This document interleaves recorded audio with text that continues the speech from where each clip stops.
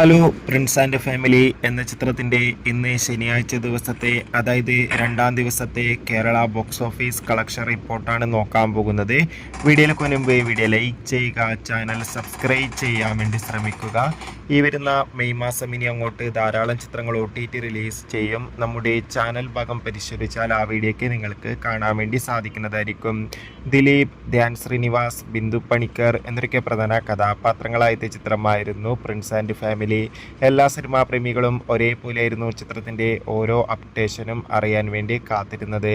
ചിത്രത്തിന് ഇപ്പോഴും നല്ല മികച്ച പോസിറ്റീവ് റെസ്പോൺസ് തന്നെയാണ് പുറത്തുകൊണ്ടിരിക്കുന്നത്. അതുകൊണ്ട് തന്നെ എല്ലാ സിനിമാ പ്രേമികളും ഒരേപോലെ പ്രിൻസ് ആൻഡ് ഫാമിലി എന്ന ചിത്രത്തിൻ്റെ കളക്ഷൻ റിപ്പോർട്ടൊക്കെ അറിയാൻ വേണ്ടി കാത്തിരിക്കുകയാണ്.